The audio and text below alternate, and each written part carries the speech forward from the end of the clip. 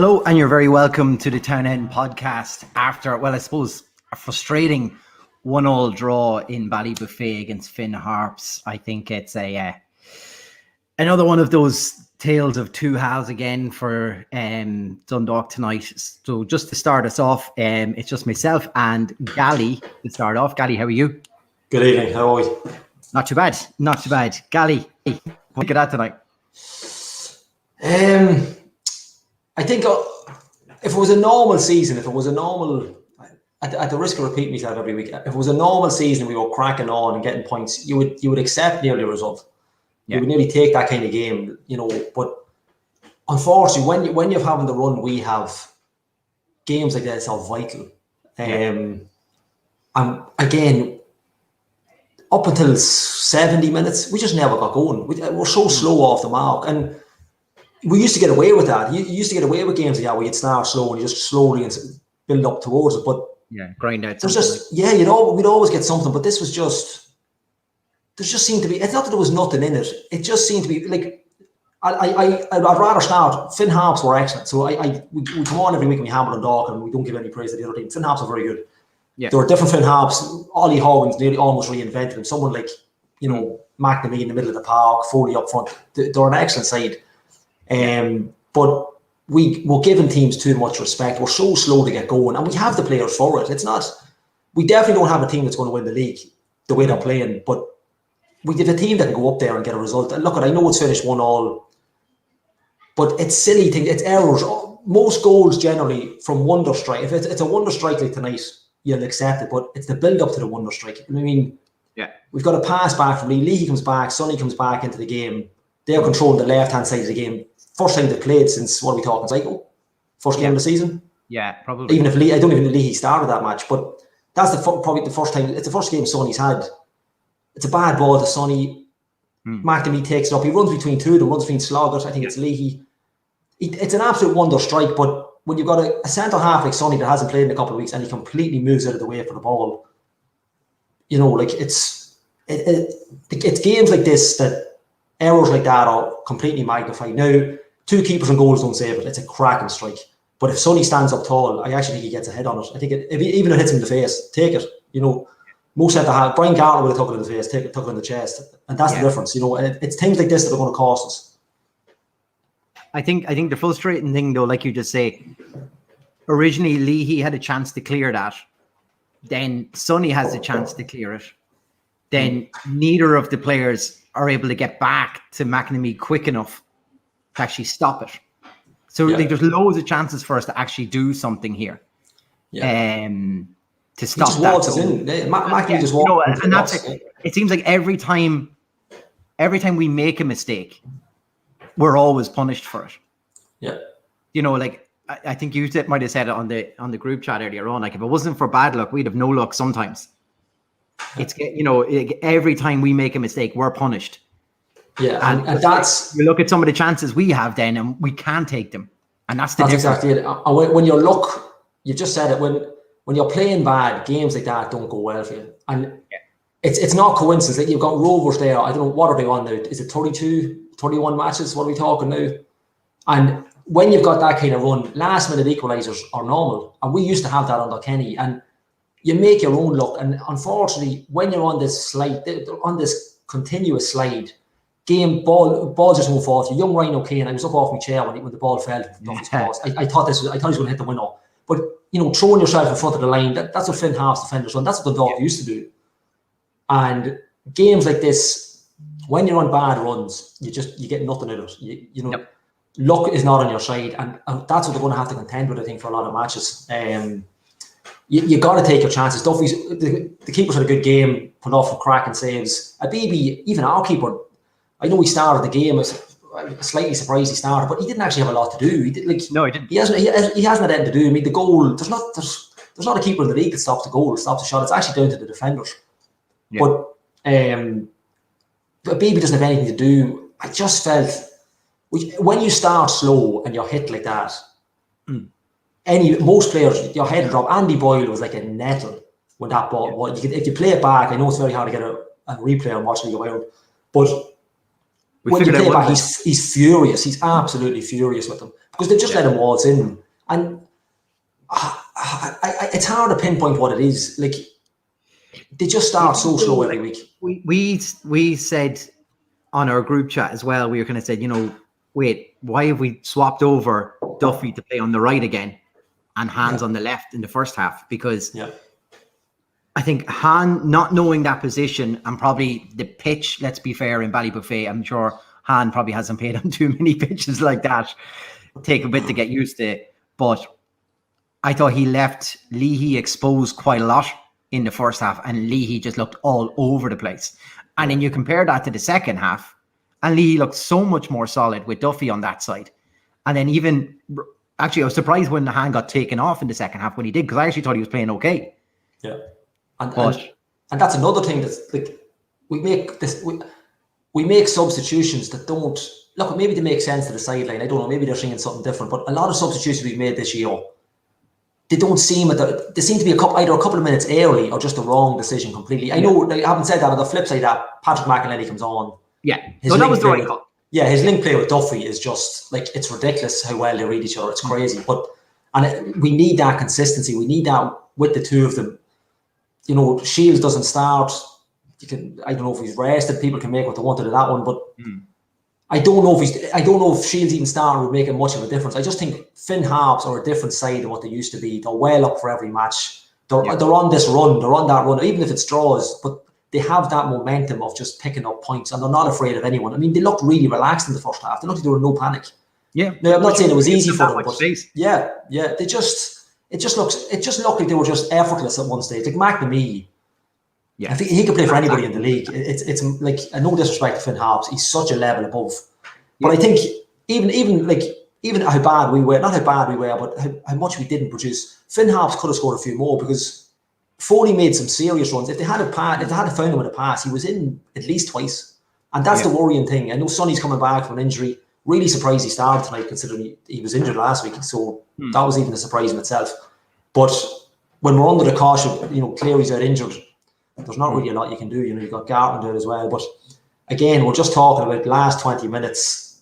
If they start games like that, or they even start that earlier, we've said this about how many games so far. We end up sometimes we're all over opposition, but in the first half we just gave up so much possession. We gave up so many opportunities. We gave away a mistake. We get punished. All of a sudden we're behind it. Like, I wonder how many of these games could we have? You probably say under the Stephen Kenny era, we probably nicked these 1-0 because we wouldn't have conceded. Yeah, we don't give away that mistake, and then we get these goals, and you walk away from Ballybuffet saying, "Hey, it's 3 points in your pocket. We'll take it. I don't care if we played well or not." Yeah. What did you think of Ole's performance tonight? I suppose he gets his first goal. We should probably I thought he was good. I didn't think it's unusual in a squad when you've got three strikers who are so completely different. Like, I think that Hoban, McMillan, we've got the best of three. Not top class strikers, but we've got the best of everything.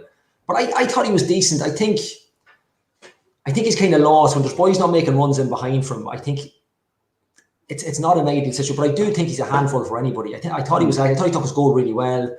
When you compare his header to Duffy's in the first half, like, all it had to do was hit Duffy and it would have been in. I think he just overthought it. And that, again, we'll go back to this run we have, and we just can't get chances. But yeah, I thought he done okay.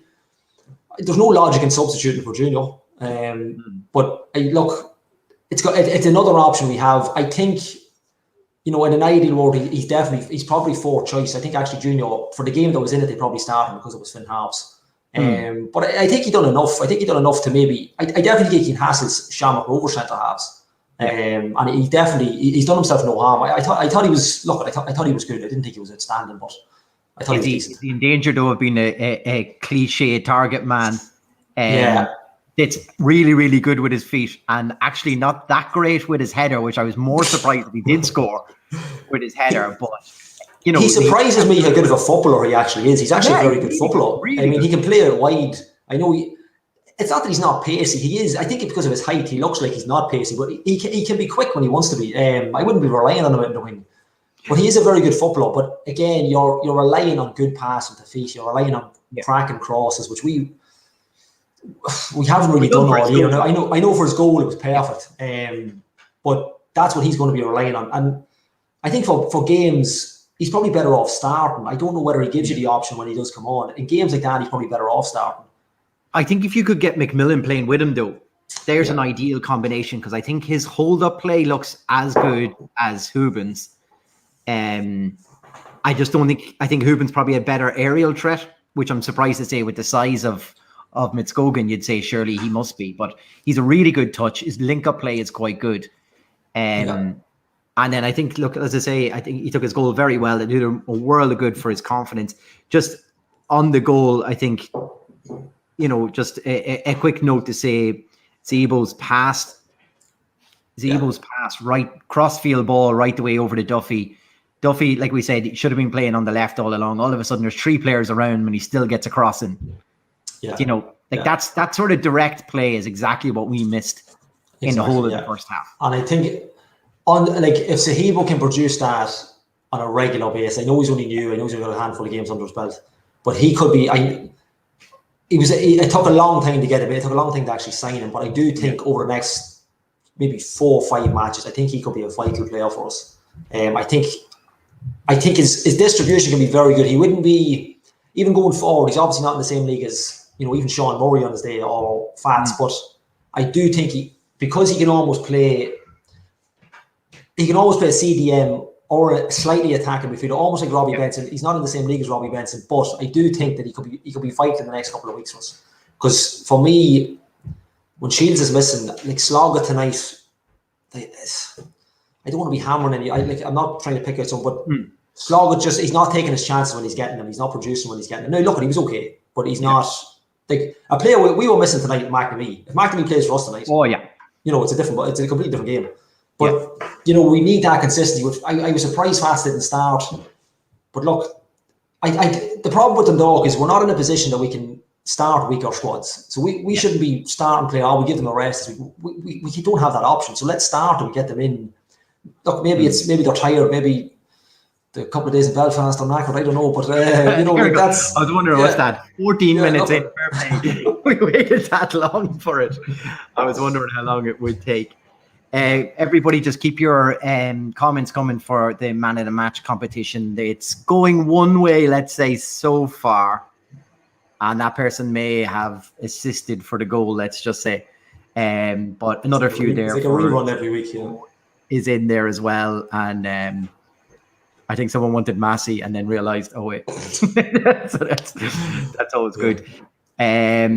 Whenever Steph comes in, we'll have to talk about it, because I think that's another prediction correct from you and Steph. Am I right? Was that 1-1, Buddy, you said? I think I was 1-1. Yeah, I'm up with the correction though, but I think I was.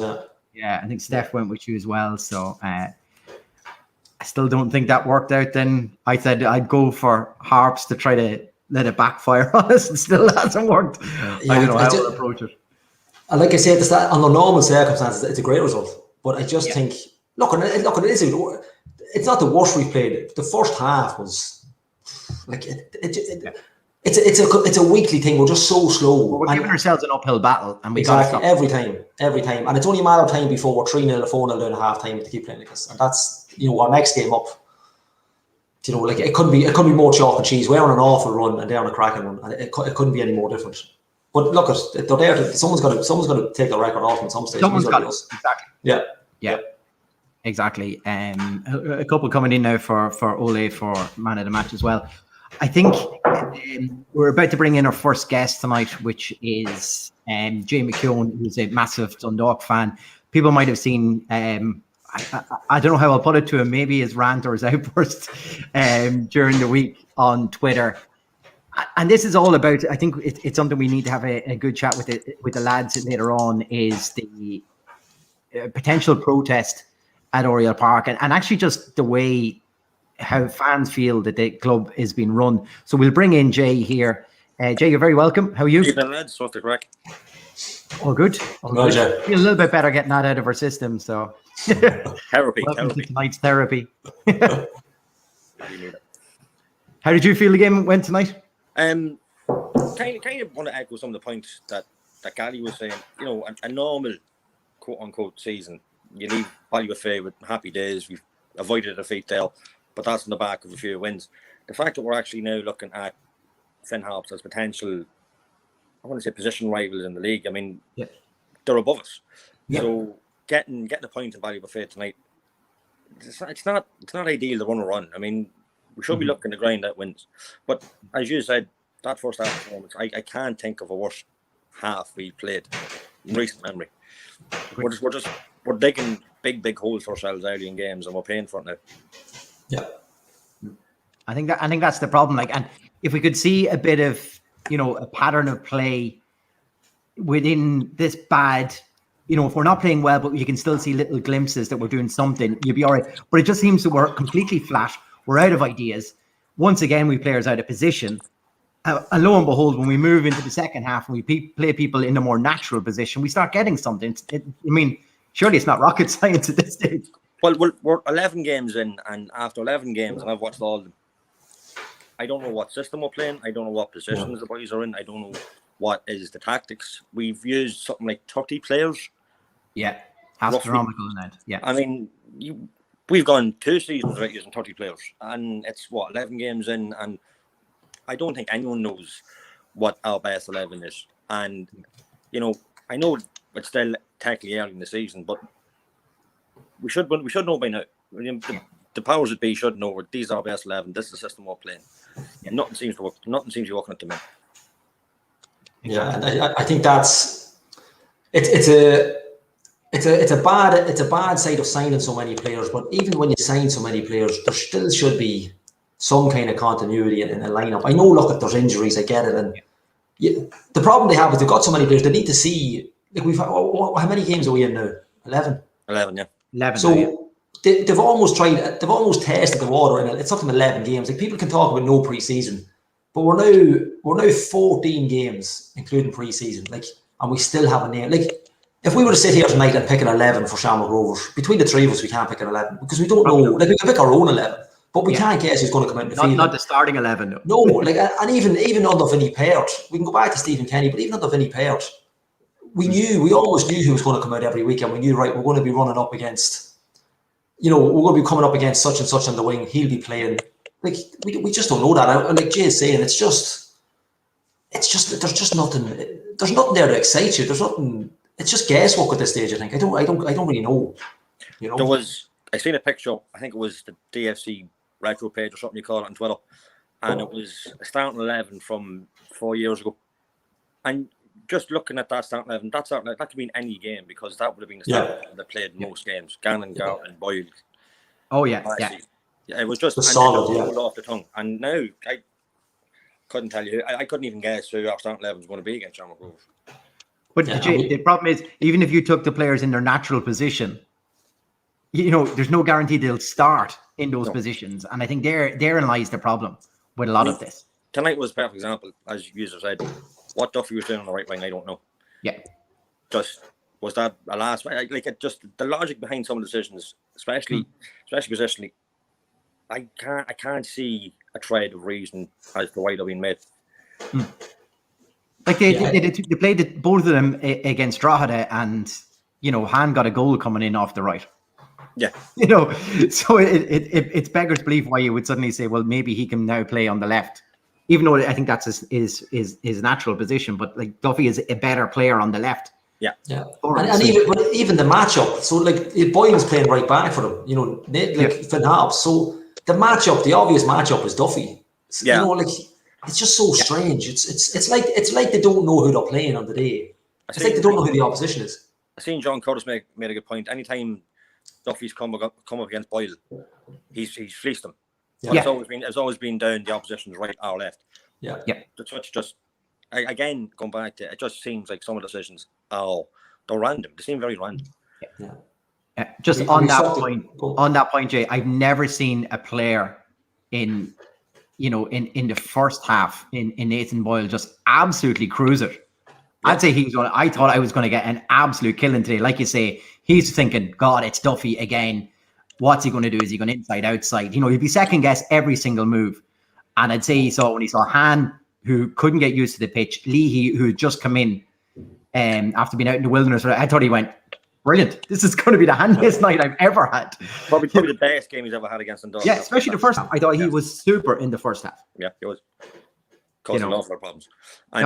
But like again, that switch that was made to switch Duffy in hand, that was made very, very late. I mean, the damage was being done. You know, if I was a manager of that team, you'd make that switch an awful lot earlier. You know, you wouldn't give them time, because what minute did we score? 70? No. I have it written. I don't even know. I'll tell you. 60. I don't have it. So where's some pundits? 61st. Someone will text in now in 2 seconds and tell us. But the damage that was being done previous to that, I mean, I know we were a goal down. It could have been an awful lot worse, and it would have been down the fact that our left flank was weak. Yeah. But we had a player on the right flank that could have changed up, and that decision was made very, very late, too late, almost.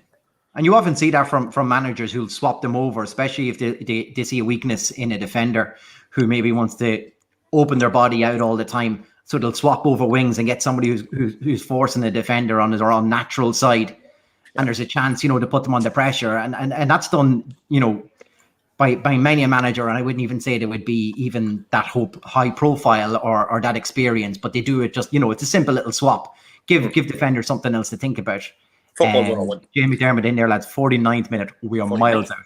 Was it 49? That'll tell you. Sure, how long that game felt watching. Thanks, Jane. But like I say, we persevered for a whole first half. Yeah. With playing our two wingers out of position, and it's just basically. JB, look, we could probably go on and moan about that match non-stop. I suppose the real big reason we wanted to bring you in tonight was probably about this time last week, was it? You took to Twitter for a bit of event. I think, it was this time last week, and about 12 cans of half deep. I decided I had to just say something, and it was a rant. I mean, at the end, I did kind of go on a bit too much, but essentially it was just it was a boil up of all the frustrations that we've seen over the last 12 to 18 months. I'm sure I'm not the only one that feels that way. I mean, it's fairly obvious from social media and even just discussions around town with people that there is an awful lot of anger out there. They've taken arguably the greatest football side this country's ever produced, and in 12 months were in possible relegation dogfight. Decisions have been made apparently at board level that are negatively impacting what's going on the field. Local volunteers that have been there for decades are being told to leave. There was another one today. I don't know if you've seen it. I'm not going to mention his name. The chap that's been there for as long back as I can remember was told he's no longer needed. It's beyond the stage now where these are mistakes. Mm-hmm. It's beyond the stage now where these are just the wrong decision. If I'm not a conspiracy theorist by any stretch or imagination, it looks like this has been done intentionally. Right. And I'm worried about that, because if that is the case, then what's the end goal here? Yeah, that's what I was just literally going to say to you. If you think that peak six, so I suppose let's dismantle this in one way. Jay, is your biggest gripe peak six, or is your gripe, I suppose, the way Bill Holsizer is being able to run Dundalk Football Club on behalf of peak six? Can you separate the two, or are the two together for you? I think you can separate the two based on what's happened since peak six has taken over. When peak six first arrived, right, fair enough. Look, it's the elephant in the room. Stephen Kenny was here. Mm-hmm. So, anyone who takes over football club with Stephen Kenny running it, it's going to be successful. We've seen that. Stephen Kenny was always going to go. Stephen Kenny was always going to go to bigger and better things. And, the parachute plan of handing to Vinny Power, to me, made sense. I think most of the fans it made sense. It was just continuity. Continuity, yeah. And in Vinny Power's first year, we do we're penalty shootout away from a clean sweep. Never been done before.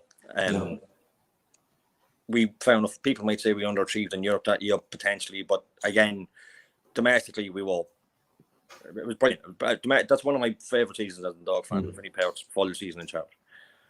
Then last year, after the COVID break and horrible luck in Europe and a couple of unfortunate results, Vinny Power's at the door.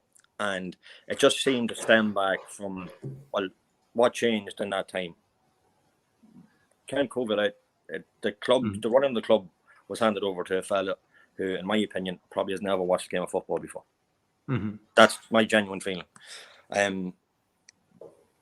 The things that have come out since then about interference from above, about decisions being made, on-field matters being made by people who should have no business dictating these decisions, have negatively affected where we are, and all of that is now the result of where we are now. Is all of that. It seems to stem back from that change, we'll say from last year, and as a result now, I think Dundalk fans should start to get a bit worried, because we are staring down the possibility of relegation for a club that 18 months ago had 4 trophies in the cabinet.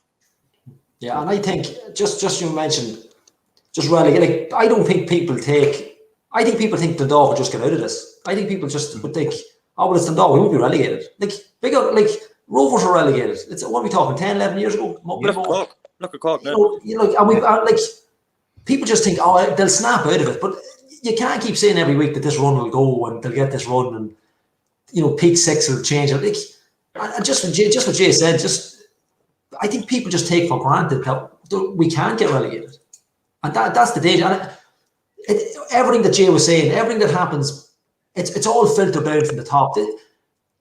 I don't think it's necessarily a bad team. I just think the whole mood in the place has just completely changed in the last. It's not since peak 6 ago. It's the last 12, 13 months, maybe. That's what we're talking. Yeah. Here's a question for you: Vinny Parrott in charge of that team tonight, or Vinny Parrott in charge of that team this season, we wouldn't be sitting where we're sitting. No, definitely not.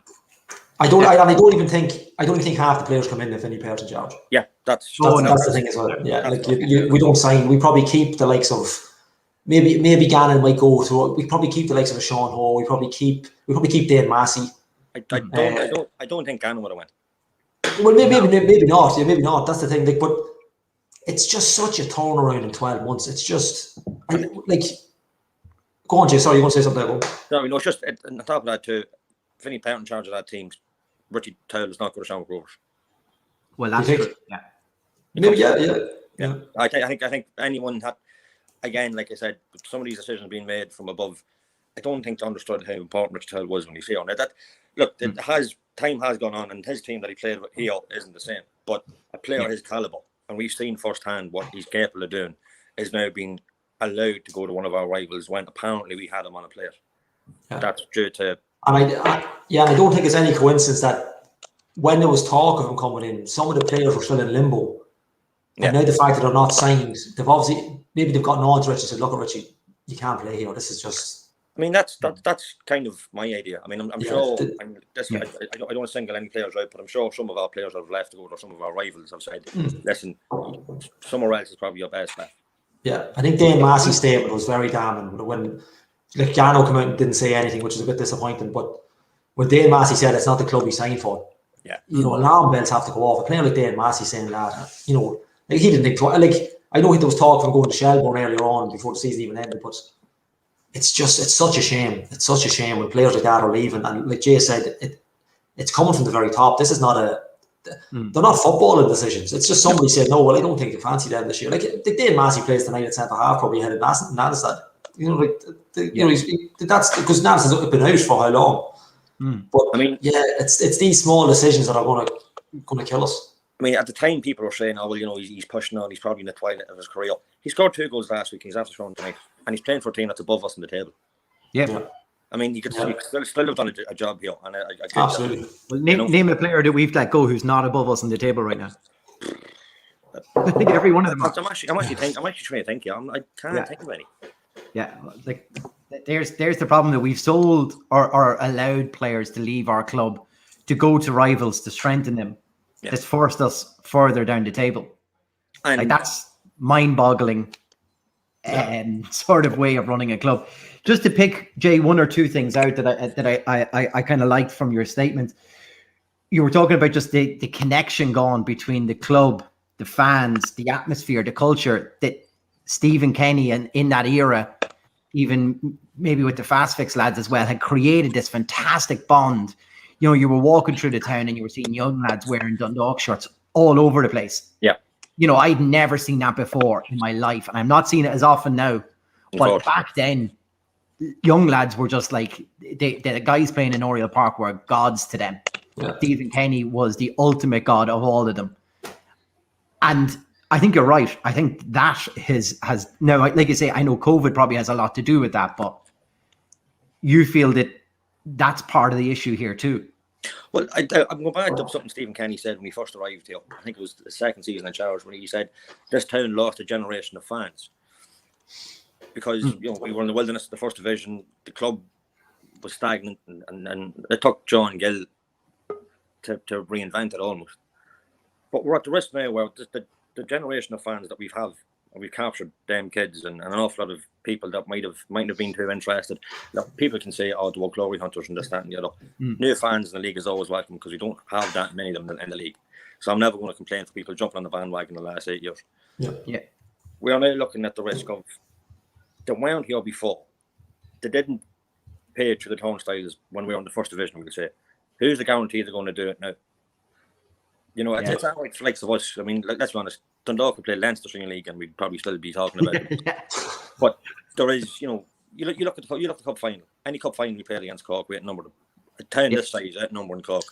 We're going to lose that if we allow this to continue. And if we lose that, if we lose those numbers, when things do potentially hit the fan, and we're going to have a fairly hard battle in our hands. I think the reason why Dundalk was so unique in its success the last number of years is, you had a small provincial town, a dilapidated stadium, almost went bust, and yet we were able to punch it with the big boys in Europe. And, obviously the great players we had, the great manager we had most to do with that. But I think the fact that connection, that there was just all us against Europe, us against the best teams that anyone could throw with us. I mean, Stephen Kenny said at the Square one night at a presentation night after the cup final, they know about Dundalk in Russia now. They know about Dundalk in Israel. They know about Dundalk in Alkmaar.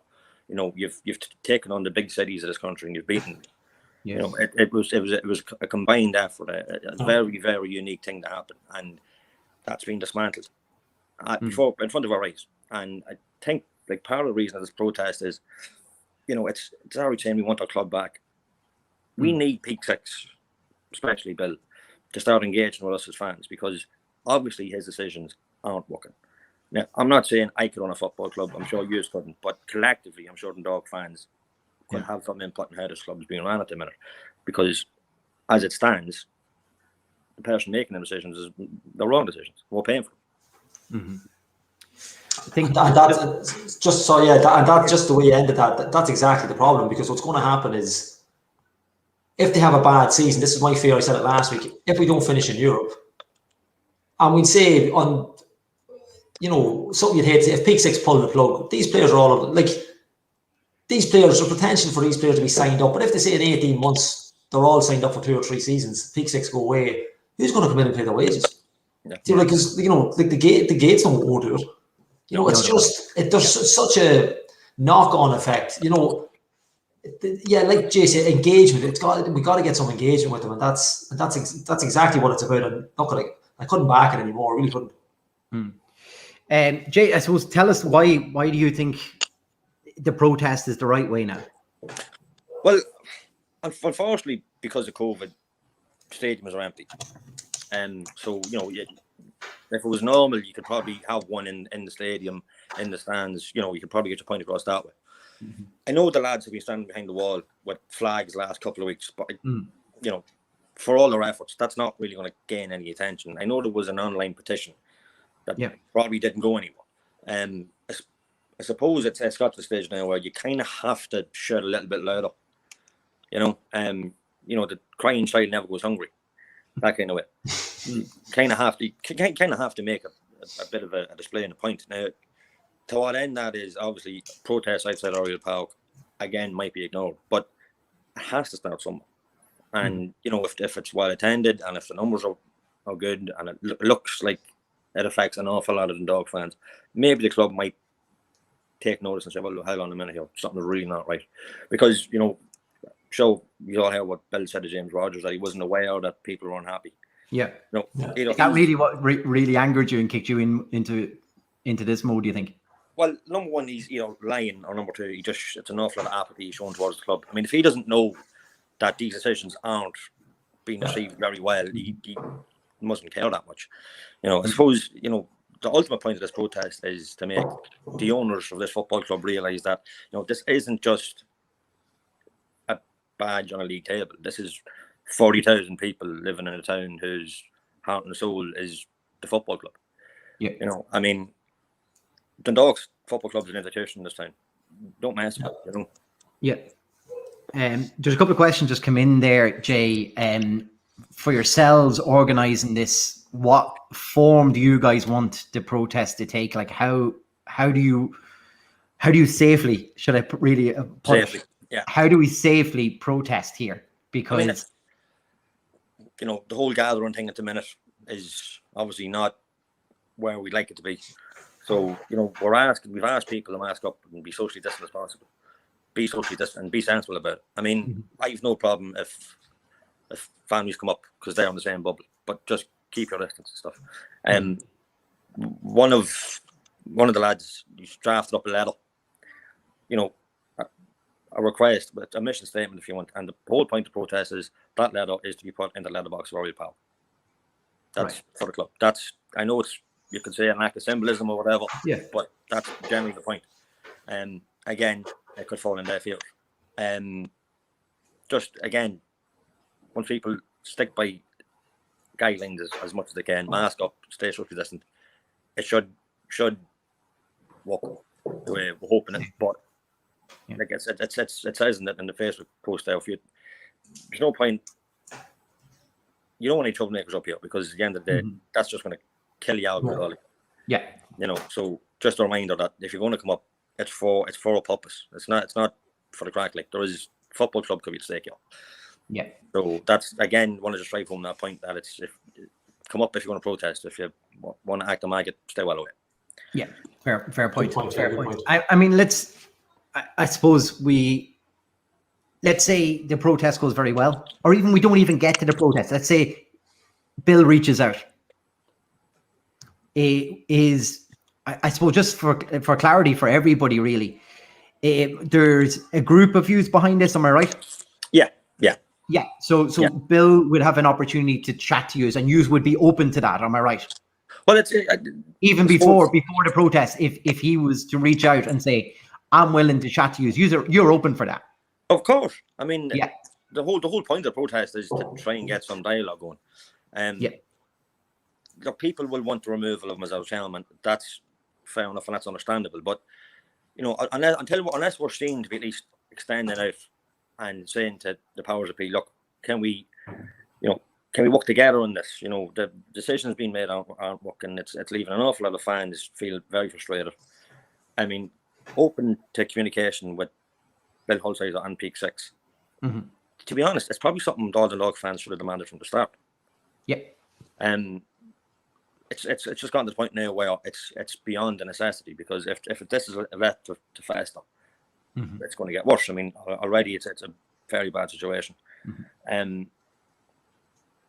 People may agree or disagree with the fact that, you know, if you buy a football club, if I'm a billionaire and I buy a football club, it doesn't necessarily make that football club mine. I mean, I've paid money that I wasn't asked. I've done it off my own decision to buy a football club. I have, in good faith, paid to be a custodian of that football club. Ultimately, every football club belongs to support this. They're not financially. That makes a big difference. But as we've seen in the UK in the last couple of weeks, there seems to be an awful lot of movement now on fans demanding, you know, more input in the football club, their thoughts and their opinions be valued a bit more. It can't just be a plaything for a billionaire living in Florida. Yeah, you know. Yeah, no matter how much money he has. Go on, Hegel. Yeah, I was just going to mention the protest very quickly. I think there's been a lot of protests. We've seen it at United, and we've seen it. Look at it. I know it's a different level, but there's a real opportunity here. So if anybody's watching Jay talking, there's a real opportunity here to have a good protest. You know what I mean? To have a good, safe protest. What we don't want to see is people, you know, scaling the wall or scaling a fence, or, you know, you don't want it to get to that level. You know, and I'm not saying that will happen. Even talk of stopping the Shamrock Rovers. There's a real opportunity here to say, look, we just want to talk. This is a club that we love, and I think there's a real opportunity to make this a really good protest. I mean, don't get me wrong. I'm sure there's a few want to be Bravehearts out there that think, of course, but I mean, the whole point of this is to turn around the direction of the football club. If your main goal of arriving up at the protest is, I'm going to storm out Royal Park with a flag, well, there's our argument at the window. Yeah. Peak Six and Bills just going to try and say, we can't deal with these animals. I mean, they're being unreasonable. They didn't even try and reach out to us, and look what they're doing. So I think it's important to drive home the point. This protest is to get the attention of Peak Six, to get the attention of Bill Hull-Sizer, that we need some form of fan involvement, some form of dialogue, because, you know, I'm going to play the devil's advocate here and assume Bill Hull-Sizer is doing this completely accidentally, that he thinks these are good decisions. Clearly they're not. But, you know, if there is some more local involvement and that, you know, community-driven ethos that the club had, I think it'll work. I mean, Dundalk people are fairly resilient. We're fairly gritty. So, you know, things aren't going right at the football club at the minute. It's up to us to try and change that. No one's going to do it for us. No. And look, Jay, would you believe, like, pretty much on, was this, Gary, maybe our first or second episode on this, we called it out straight away. Like, we have a little bit, this is not partly our fault or anything like that, but because we never galvanized ourselves when things were going well for a supporters club. Yeah. I feel that we have let our club be run without us. Exactly. And I think that falls plainly on the feet of the fans. Yeah. Now, there's the likes of yourselves, Shedside Army, and, you know, we've mentioned the Tie Rap Gang, and there's other guys together in different pubs around the town who are all together in their own little things.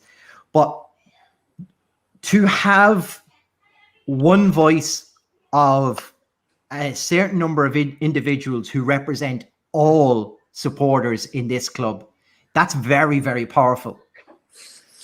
That should be a voice on a board though as well, Jay. I don't know how you feel about that, and I feel very strongly about that. The supporters should have a voice on a club board at all times.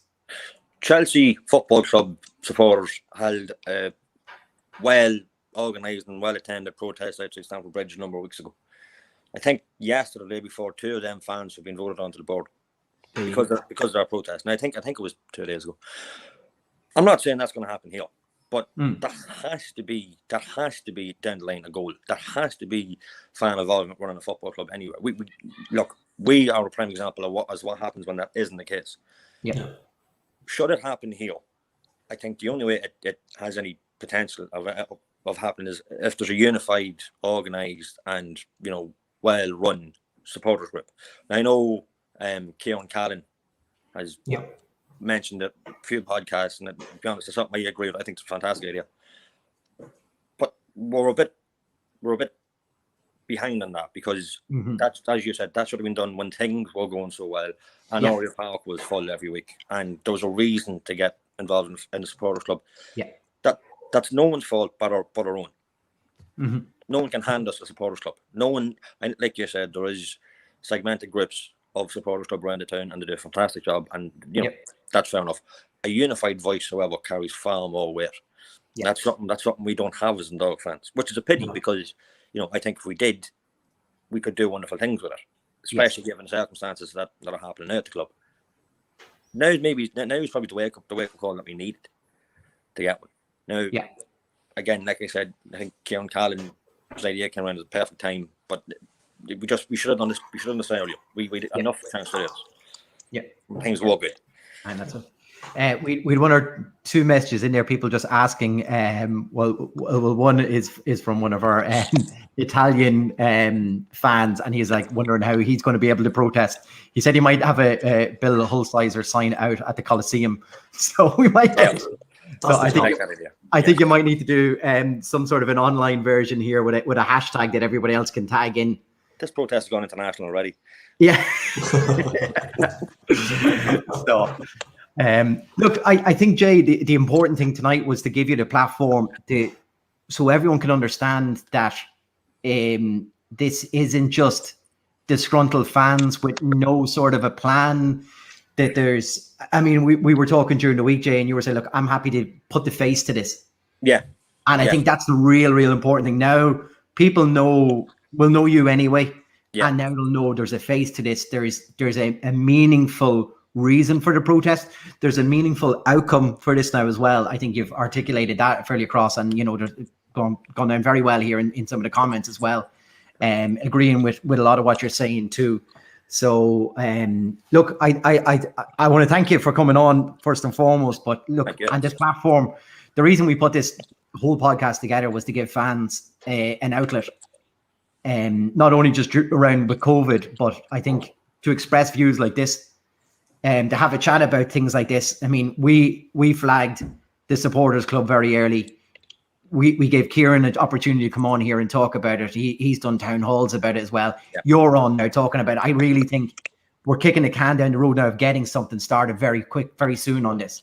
Well, to be honest, like I know we've both said, everyone would agree that this should have been done sooner, but we're the 11th hour now with this. And if a unified supporters club has to come about now, it has to come out this season, because it could be too late come next year.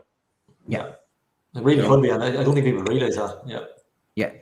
And Jay, look, I think you'll reiterate as well. Just if this protest does go ahead, we want this done safely. Adhering to whatever guidelines you guys give during the week. People should really adhere to that. Yeah. I think more so than anything, because a number of people have just mentioned there.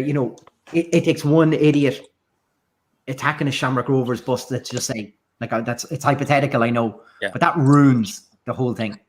I mean, that's we're looking for dialogue with the board here, and anything like that is going to anyone encroaching on the game, any silly things like that, we lose credibility here. I'll put it this way: anyone who does anything untoward and unwanted will set back any chance we have of communicating with Peak 6, because they'll just turn around and say, we can't deal with these animals. It has to be seen to be done right. It has to be seen to be done correctly. If it's not, our argument's going to fall into deaf ears and we're going to look ridiculous. So it has to, again, I want to repeat and remind anyone who's coming to it, behave, because it's the future of our football club at stake. The way we're looking at it, I mean, we're not going to get anywhere if the lads acting hilarious. Yeah. I couldn't agree more. Yeah, absolutely. Yeah. Perfect. Jay, thanks so much for your time tonight. Thanks for your conversation during the match. I didn't feel so bad that someone else was depressed as I was. You're not alone, brother. You're not alone. Yeah, absolutely. Jay, look, you're more than welcome back on here anytime as well. Appreciate it. Look, best luck with it next week. And look, if you feel you want to jump back on after the Shamrock Rovers game for another chat, you're more than welcome. Yeah, absolutely. Thanks, appreciate that. Thank you. Perfect. Thanks very much. Come on. Thanks so much, pal. Well, look, I think he put across a fair few opinions there that people were probably worried upon. That I think just even having a face to this, it's not a faceless protest anymore. There's a representative who is willing to engage with the. I think when you hear protest, you think, who's behind it? Yeah. And that's the fear, you think, if it's not going to be done right or anything like that. But I think Jay's kind of put across a fair few points that they're looking to get. And that's the main thing. I think to do something like this, you have to have a reason for doing it and going forward for it, So I think. Yeah, and as much, I know a lot of people have mentioned any trouble right like that. Look at it, nobody wants that. And that's, look, it's not that the responsibility can lay at the organisers, but, just don't do it. It's just have the protest and just almost enjoy the fact that you're standing up for your club and you're standing up for, line the car road, try not to block the traffic. It depends how many people looking up, but just be decent about it. There'll be people that walk with their kids, don't be getting, don't be hassling, just enjoy it. I know it's a protest, but just enjoy it, because you have a chance, there's a real chance here to kind of make something of themselves. And it could be, we wanted to pass off peacefully, Yeah. But at the end of the day, we're looking for a line of communication with the board here in some way. So I think, look, if that's what it takes for us to make that happen, and I hope something like this does happen. I hope it doesn't get to the protest, really, if I'm being honest. Well, in an ideal world, you wouldn't have to. I'm hoping that the fear of that is enough for Bill and Peak 6 to kind of say, well, hang on a second, we need to be talking to the fans. We're clearly not doing something right. Yeah. And that engagement happens long before it gets to that, because I don't think we need that sort of thing, because as it's going as a club, where we have enough weekly updates in national press for everything that's going on. So Jesus, we don't need something else. We're just going to bring in our next guest. keeping our tradition of former lilywhites here, this man has played for Dundalk. He's played with Home Farm, which is topical after Tony O'Donoghue's comments. They're almost trending today again. Yeah, exactly. We've got Monaghan, Athlone Town. So you're very welcome to the podcast. Thomas McAuley, how are you? Thanks, Chris. Thanks, Andy. Thanks for having me. Thomas, Very good. How you doing, guys? Good. Doing a great job. I don't know where Steph disappeared to. He said he was running late. And, he must be dodging you. He's disappeared. He's probably bathing the kids or something. Yeah. I can only assume it's similar when Flano was on. Flano had enough stories about him that I'm assuming you must have loads too, and that's why he's bowed out of this one now. Yeah, Flano's a good guy. He's a good guy. Great to play with him. Great to play with Flano. But yeah, where is Steph? Are you coming on, Steph? Yeah, exactly. I jump on. I know that he'll jump on. We need to call it. Thomas, I suppose for yourself, looking in on the club from afar at the moment, what's your thinking? How does the club come across to you at the moment? Geez, where do you start between like this time, now till a year and a half ago? The difference in a year and a half to now, it's massively. When John and Vinny had it was great. The buzz about the town, but now it just seems to be an absolute shambles. I know I'm living in Scotland now. I don't get a lot of. I see some of the games. Seen the game tonight, but there's a lot of problems. And there's a lot of problems that need to be fixed. Looking at the team, even the team playing tonight, it looked like a team that have no confidence. Confidence, but boys don't want the ball, But yeah, there is, Chris, guys. There seems to be a lot of stuff going on that needs to be fixed, and it needs to be fixed for the town and for the supporters. As you said, things could go pear shaped. If they don't get answers and don't get people speaking to them, in the next couple of weeks. But no, this team, the town needs a football. It's a team in the park that are going to compete and going to do well. And, I think some of the players that are on that park, did they even know the league? Don't even, okay, they're playing up in Ballybuffet. I heard one of you saying about the pitch, okay, a pitch is a pitch, do they have it in the heart, to play for the club? This is what I'm looking at when I look at the games, and I don't take much of the boards and things like that. Jay can look after all that and do all that. I'll look at the pitch. I'll look at the pitch and the players and what they're doing, but I don't see anything. But I need the passion, as you've seen 2 years ago or 3 years ago, over the years with Dundalk. But no, I think there's massive changes that need. But first, I think they need a manager in. I think they need an appointment. They need somebody to come in and steady the ship, and galvanise the squad and galvanise the team and get them playing again, because it just doesn't look great at the moment, no. And tell me, I suppose from a player's point of view, when it runs on and on with no manager appointed, how does that affect the players? We said it before, that is there an element of accountability from the players? Because they're saying, well, if Jim Magilton's here today, he might not be here next week. So if I have a poor game, I don't have to impress him. Could there be an element of that sneaking in, do you think? Well, I know Jim Magilton, he's on a 4-year contract.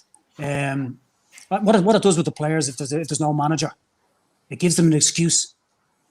It gives the players an excuse. Football players will always look for excuses, no matter what. That's what they do. That's what football players do.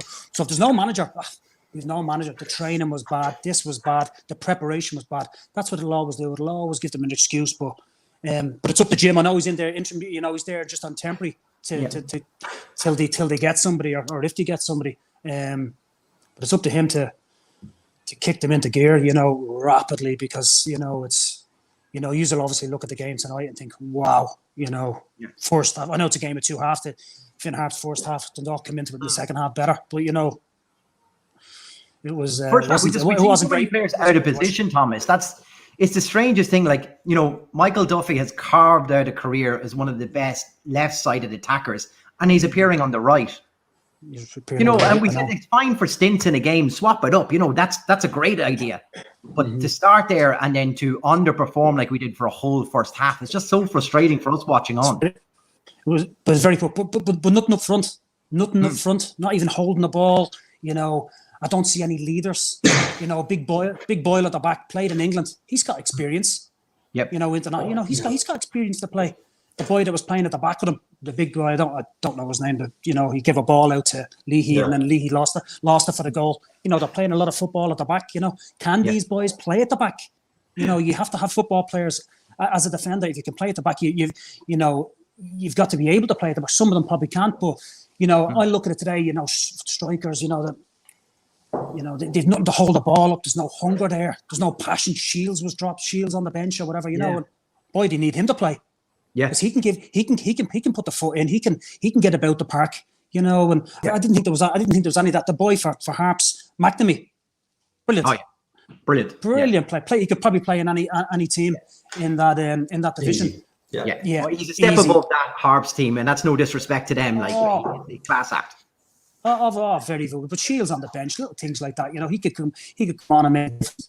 I don't see any passion out there, and that's one thing that it's missing over the last numbers of games, even months, to be quite honest. Yeah. Do you think just when you mentioned passion, as a player like you, would you get a tea if you're sitting in the dressing room now tonight, not even tonight, just a training in general, and you've got whatever with the manager situation? Is there a way of saying, right, lads, would you want to grab them with the scruff of the neck, or would you call a meeting, or would you have your own personal kind of chat, I suppose, with them on your own as players? Would that have gone on when you played, or would it just be, look, we got to take our cues from the manager, and what way would it have worked? Well, Gally, what you do is if you're going through a bad patch, the teams I played with, the clubs I played with, you would have meetings. You would have meetings after training. The manager wouldn't know about it. I'm sure we probably had one under John Gill. I think we probably did actually. We went through a couple of, dodgy results, and I think the crowd got on our back and things like that. We probably had meetings, and other clubs have been. You have meetings, but you sit down, you go in the dressing room, you talk to players, and tempers will fly. Well, I don't know if that Dundalk team will be doing that. They should be. Yeah. They should be in training. They should be in training tomorrow morning. They should be in training tomorrow and doing a warm down or whatever they're doing, and they should be talking. Probably without the manager. Probably without Magilton. I know he's not the manager. Probably without him, they should be in. They should be talking. And because I don't see an end to it. I just see it just keep going on. The next game, Rovers will probably roll them over. I don't see any. I don't see any leaders. I don't see any leaders at all. They miss Big Gartland. Big Garts. Miss him. Massively. Big and strong. He can talk at the back and he can communicate with people. Miss him. But no. Gally, they need to get into the dressing room in the mornings and have a chat. Maybe they have. Maybe they've done that. Yeah. But as footballers, that's what you do. You'll get in the training. You'll have chats with each other as a group and talk about it and have discussions. But whether that's being done at the Dundalk at the moment, I don't know. Just a comment in there, Thomas. Actually, just saying that that maybe this team is very quiet. Is that exactly your point? Then you're missing those leaders, the guards on the pitch when Shieldsy isn't there. Absolutely. Two inexperienced keepers playing at this, as in, I know Peter Cherry's very experienced, but not with this team and all the success that Dundalk has had over the past while. When Rodgers was in defence, when he was in goal, should I say, I mean, you would hear him echo around Oriel Park. And we're attacking at the time and he's yelling, Yeah, but that's what you want. See as a defender, you want your goalkeeper. You want your goalkeeper and your defence will move it into midfield. And midfield to your strikers, you need that. You need your goalkeeper barking at you, and that's what Rodgers done. This keeper doesn't say. I didn't hear him. Even Boyle at the back. Yeah. I can go on about him. Experience. These are experienced guys. I can't hear them. I'm watching a game tonight, and there's no fans, but you can't even hear them on the park. You should be able to hear him. He should be barking at everybody. He's the captain. He's the captain tonight. He should be barking at all his midfield players, his defenders. But and that's and that comes and that breeds confidence when you do all that. It's a shame that he's an experienced player. I'm going on about him, but it's a position that I played in. Left back and centre half. Exactly. And they should be given a bit more. And unfortunately they're not. Flano's on the questions tonight, on the comments here. He wants to know where your flowery shirts are first and foremost. I think I gave it to Flano. in fairness, we'll have to get him back on with the flowery shirt then. In fairness, I did wear some dodgy clothes 12, 13 years ago. So it's I was a bit flowery shorts and brown snake shoes. So them days are gone. He also said that you would have battered them and demanded a lot more from each other. Say that again. He said that you would have demanded a lot more and battered the lads if they didn't give it. But that's the thing, you have to have winners. This is what you need. And Dundalk have had that over the numbers of years with, even I'll go under Kenny, Europe. Players are not performing, they got to tell each other. I remember giving the ball, being with Dundalk, giving the ball away. Or Aidan Lynch was on to me. Aidan Lynch fucking gave me dog's abuse.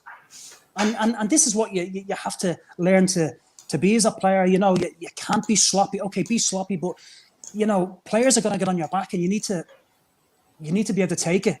But you have to have standards as a player, and if players are not performing, you need to let them know. And that's the way I was. I wanted to play well. I needed players around me. I needed players talking. Players talking around you. But that's not what's happening at the moment. If we take it back to 2007, when you're at the club, I suppose tell us about that team. We've had Giller on, we've had Flano on. Hang on a second.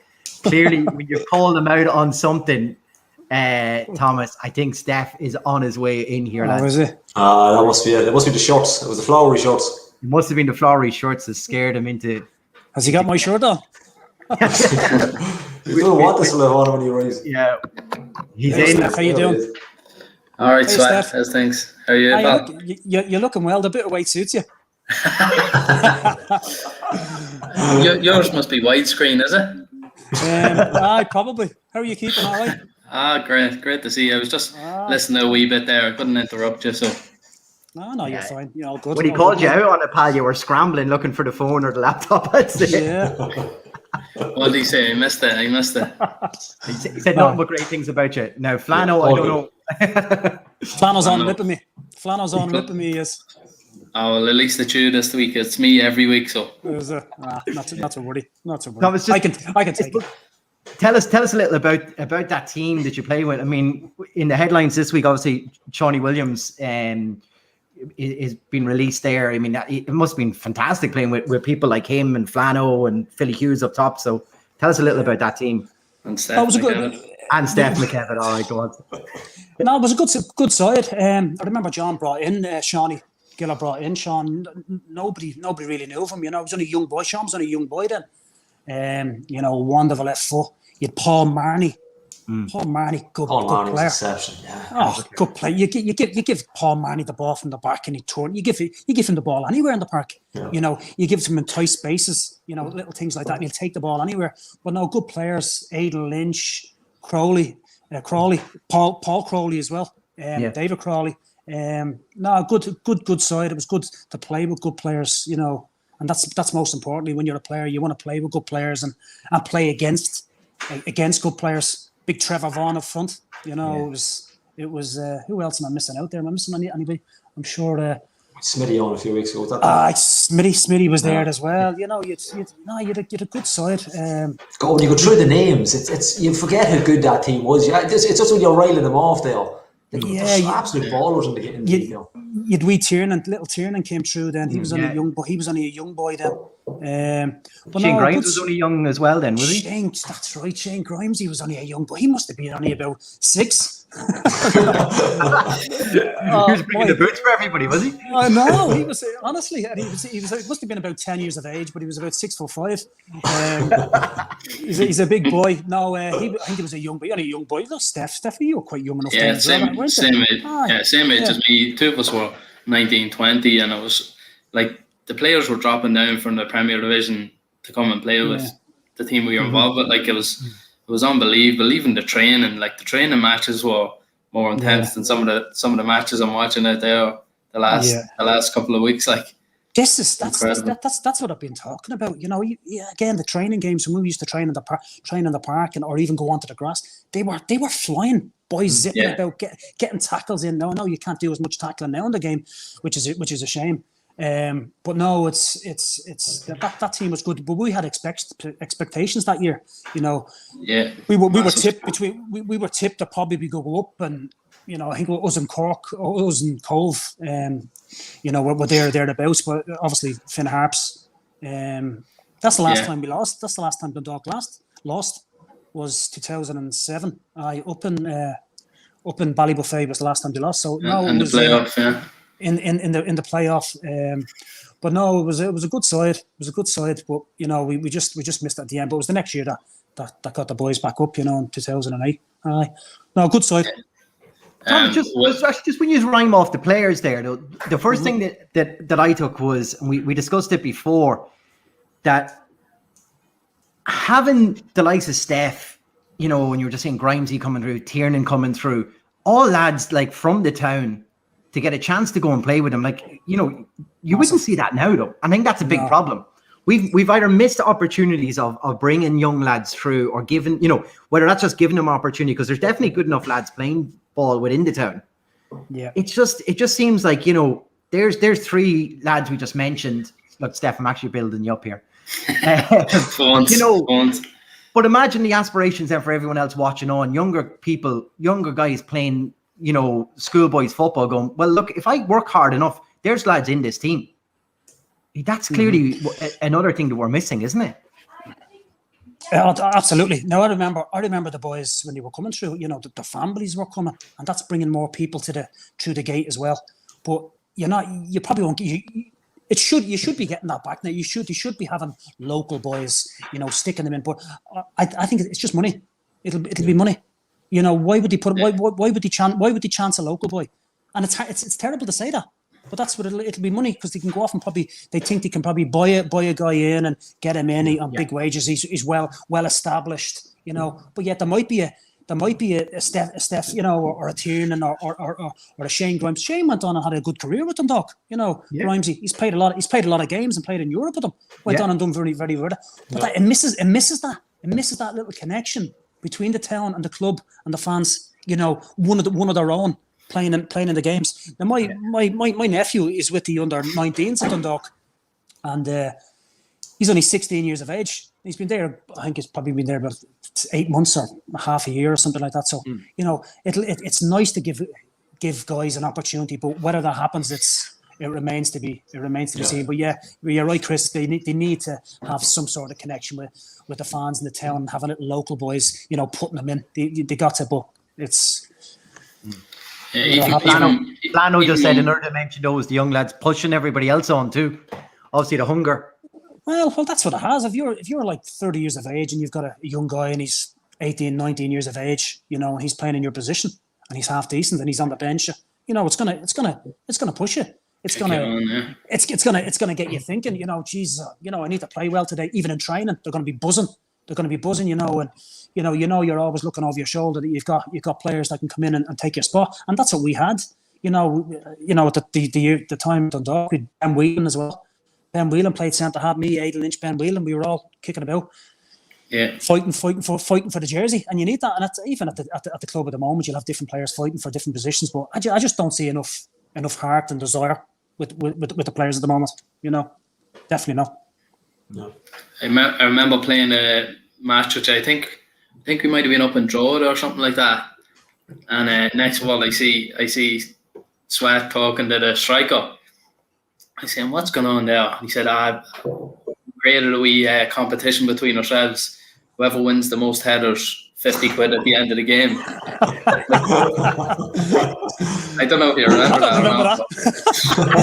Well, me and the other striker. Yeah, you and the striker. You were playing centre half at the time, and I was playing right full. It's probably Fabio. Was it Fabio or Glenn Fitzpatrick or something like that? Who won the bet, Thomas? Right. That's the big question.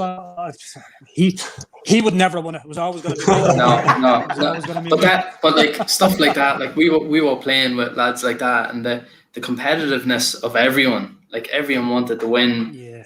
Even like your own battles. Like that's what I talked about it a few weeks ago. Like everyone was out to win their own battle against their own player, and stuff like that. Like that's a funny story to tell. Like, but that, like, I'm sure you're deadly serious. Like you there was no, I know you got money as well, like, so you weren't gonna give up the 50 easily, like, so. Hungry for money, but that would have been Giller as well. Giller, I was a winner as a player, and Giller would have installed that into certain players. I think it's either in you to have that, bit of passion and be a winner. It's born in you, but I think Giller brought that into a couple of the boys in that team as well. To get out and win, and if you go a goal up, go 2 goals up, go 3 goals up, and that's what you have to have. Thomas, we had Giller on here only a few weeks ago. He was in the boathouse in Belturbet at the time, so that's its own story. But I mean, you could see when Kenny left, but then a big personality like Giller coming back to the club helped galvanise the team and the fans together. I mean, what was he like when you were there? What was he like being under? Giller was brilliant. He's probably one of the best managers that I've played under. He's very professional, likes things done right. He's got high standards of himself, which is important as a manager, and then as with the players as well. Yeah, I really enjoyed my time with him, and I know a lot of the players that I played under Giller, like him, and he's a very, very good man manager. I've got on very well with him. I won the league with Dublin City with him in 2003, I think it was. So I've had him for a couple of seasons before that, with Dublin City. But no, he's top notch, And I listened to his interview a couple of weeks ago, and he loves the club. I think probably half a chance he'd probably come back. He really would. He's a glutton for punishment. He would, and he'd probably come back without any wages. That's just Giller. He might need a good guy to back up the Belturbet, mind you. I know, but he's a good guy, and he loves his football, like as we all do, and passionate about the club. But no, he's a top man. Mm-hmm. Were you Sweat? Were you involved with Dublin City right up until the folded? No, I went in 2004. Dermot Keeley released me. Dermot Keeley released me in 2004. He released me, and he yeah, and he actually, I'm sure he released me was because of Alan. He wanted Alan. I know, rest in peace, Alan has passed away now. Was to get Alan in and play Alan. I found that out eventually, but anyway, yeah, he released me in 2004. But no, it was a good couple of years before that. It was obviously Home Farm Everton, and there was Home Farm Fingal, and it changed about 15 names in about 4 years. It was absolutely nuts. Yeah, I was just trying to remember because I was playing away with the under-18s at the time, and then I got a call. I think it was about 17. Got a call to go up with the first team. We were playing a friendly against Dublin City, and Dermot was managing the team at the time. It was a friendly up in the Alsa, and I was trying to think back to see if you were involved in that match or not. No, it probably remember. Sales probably gone at that time. If that was after probably 2004, 2005, I probably would have went. But no, it was at a great time. Win the league, and you can't take that away from you. He became second the year before. That was under Johnny MacDonald. Johnny Mac was brilliant. No, it might have been under Giller. Sorry, the year before. It was Johnny Mac the previous year before that. But no, it was. You beat Bray in a playoff, did you? Yeah. I was actually up at that game myself. I think Robbie Farrell got a couple of goals that night, didn't he? I think we beat them 2-0. It might have been 2-0, and I think if it was either whoever won, went up. So it was in Whitehall. Place was jumping, absolute jumping, fantastic. And I always loved playing there. The pitch was like a carpet, absolutely fantastic. But yeah, we beat Bray in the playoff to win it. And yeah, it was great scenes and celebrations. Big Wesley Charles was at the back for them, was he? Big Wesley Charles. I still speak to Wesley Charles. Yeah, on social media. Yeah, I still speak to him. Yeah, he was at the back. Good Colin Tress and good Brayside. Very good Brayside. Yeah, that was a good match that time. I remember. It was only a nipper that time. Were you? That's a bad Colin Tresson. Colin Tresson played till he was about 41, 42, did he? He did. He did. But did Farrell as well at the back? I can't think of it. Jason Bourne had left. He'd gone.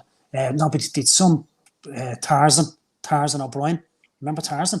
up front, big striker. You know, good both sides. You know, but also we had a good side as well. You know, you Crowleys and the Farrells and things like that. You know, very Wesbourne. You know, Tony O'Connor. Good players that have won leagues as well. You know, at different clubs. You know, it was a great time to be involved with the club at Dublin City. Yeah. Tresson was a couple of years younger than you, was he? Who? Tresson. Colin. No, he wasn't. No, he was probably about 15 years older. When he wind up. I know, yeah. Thomas, what was your favourite memory with playing for Dundalk then? Better say it's playing with Flano or something. Jesus, you're key on the comments otherwise. Do you know, it was great even seeing Flano. I used to love, you know, scoring with my head or going for corners, but Flano always done that as well. He scored a couple of important goals with his header, with his head as well. You know, I don't know. It was probably just playing in Oriel Park. You know, playing in front of the fans, like, and that 2007 year, the shed across the way, that got built that year. You know, so that was jumping. Yeah. That was packed, and then you had the stand that was packed and all around. It was absolutely packed that year. So it was probably just, I wouldn't say there's a standout, you know, time, but it was probably just playing in Oriel, playing amongst all the fans and things like that, you know. Because I went up to watch Liverpool and Dundalk. Geez, it must have been the 90s when they played. It must have been very, very 2000. Yeah. No, it might have been 1991. Liverpool played Dundalk. Dundalk played Liverpool and Oriel. Yeah, I think that was the daunted transfer thing, wasn't it? That's what it was. Yeah. And I remember watching it, and I must have been only about 10 years of age or something like that. And I remember saying to them, love to play here one day. So it was actually nice to go out and play in it. Again, we trained in it every day, and whenever we trained in it. So it was just nice, but to play amongst the fans, because the passionate fans and the Dundalk fans know, and they'll tell you when things are not going right, you can hear them. They do let you know. I know all about it. Probably the current crop is probably glad then that there's nobody in Oriel, because they'll be having a run of it now, isn't it? Yeah, absolutely. But you know, it's like the Celtic and Rangers things. I think that's probably why Celtic have probably been so poor this year with the fans not being there, and it's worked the opposite way around for Rangers. You know, no pressure on them. No pressure on Rangers. They've went on and they've won the league at a canter, and it's probably reverse cycles. But no, Chris, probably playing in Oriel Park and just playing amongst the fans, and you know, we did a couple of good results, but just pipped in the end. You know, for that season. Yeah. Mm-hmm. Yeah. Tis true. Thomas, look, thanks so much for giving so much of your time there, because I know you were in while Jay was in earlier on, and you were kind of listening in. So thanks for hanging around for so long tonight. It's good just to chat about sometimes, you know, where the club has come all those years back. You know, we're only talking without the 2008 team getting promoted, which, you know, so many was still there in 2007. Where does the club be?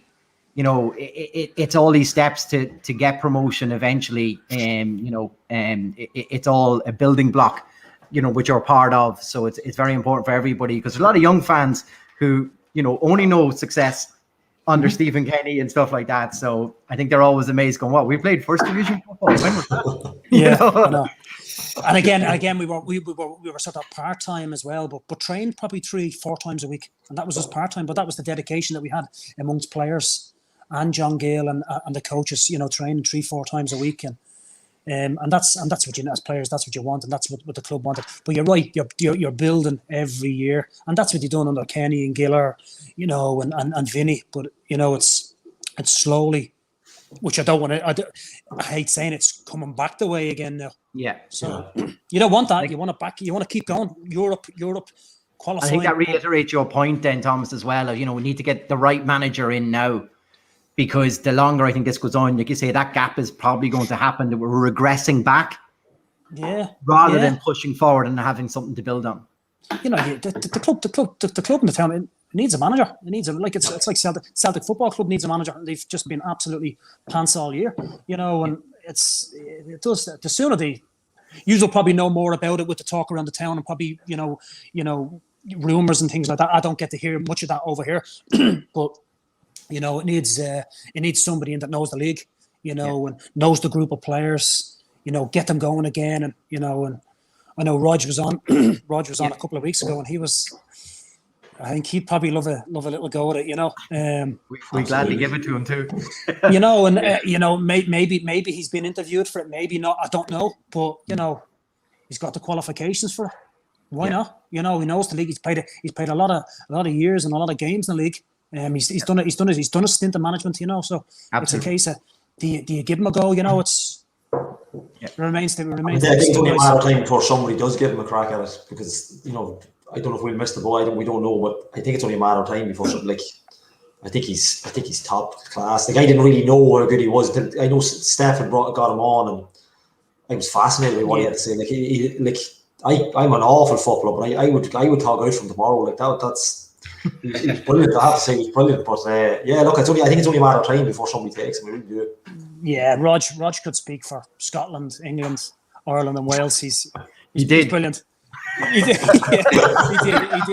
He's very good. He is. But it is. You're right. You know, he's called time and he's called time and a stint away. So I think it's a matter of time before he's back in Ireland. Yeah. So remains to be seen what happens now over the next couple of weeks. But you're right, guys. You need to get a manager in. You need to get someone in control, because at the moment there's nobody in control. And again, when I went back to saying, it's giving players an excuse, that there's nobody there, and it's shown. It's shown on the park.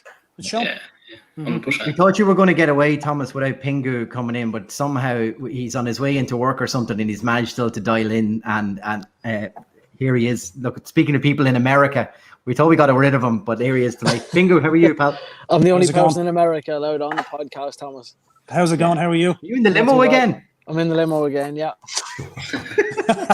Limo. This is the longest vehicle we've ever seen in our lives. Oh my God! What part of America are you in? Chicago. Fantastic, brilliant. I've never been to America. I was actually meant to go home farm in 1990s. This is showing my age now. It was meant to go to New York. No. 1998. 1998. I was meant to go to New York, and I pulled my hamstring before about 6 weeks. We went, and they all went for a week. Yeah. So that was disappointing. But I've never been to America. But no, you'll have to get there whenever. Pingle gets you over there, and you can do a coaching session. Pingle gets you over there. No exactly. Fly you over first class and everything. Won't be a problem. Yeah. On Peak 6. I'm dressed as Marty McFly here. I went all the way back to 2007 to find out what optimism was like as a Dundalk fan. I know. Listen, it was good times back then, and I know it was the year after that they went up, but it was good. It was good times. So the club needs to go back to, as you said, Chris. A lot of fans won't know back then. First division football. What did we play that? And who are these guys come out? But it is what it is. Obviously clubs, go on, and managers change and players change, and that's just the way it is in football. Yeah. I don't know if you touched on a little bit about your son at all, did you? No, I didn't. He's Carson. Yeah, he's been in the Glasgow Rangers now from. He's 11 now in a couple of weeks, so he's been in a Glasgow Rangers when he turned 6. So he's been in there now nearly 5 years in the academy. And he's flying, is he? He's doing well. He's again, they're 10, 11 years of age. You can't put pressure on kids that age. You go let them express themselves and just go play football. But yeah, he's been doing very, very well, and beat Motherwell last week, and play Hamilton this weekend. Play Celtic the following week. They travel all over Europe as well. Nice. So they fly down to play Southampton, and fly down to play Man United, and fly to Liverpool. It's great. And they go over to Prague and Denmark. Under 11s flying to games. Like, where would you get it? We had to walk. When I played under 11s, we walked to Belly Park in Dundalk. You're only playing around the corner, though, Gally. That's it. 11. He's under 12s. Under 12s at Glasgow Rangers, and for the last probably 2 years, I'd say they've been flying all over Europe, flying to games, Prague, Czech Republic, France. 4 days, 3 days. Now that's all in the academy. Rangers pay for everything. And it was a great academy to be in. Their academy player, their academy coaches, ex-players, Peter Lovenkrantz, things like that. And this is the thing that the Dundalk should get at as well. Their academy coaches. I don't know if many of them are in there. They should be former players, the likes of John Flanagan. It probably depends on qualification. David Crawley's in now. Is Crawley in there? Is he? Yeah. I like Yeah, Crawley. from this You season. know, Simon Kelly's just after going in as well, I think. See, that's They've all fantastic. changed this year, yeah.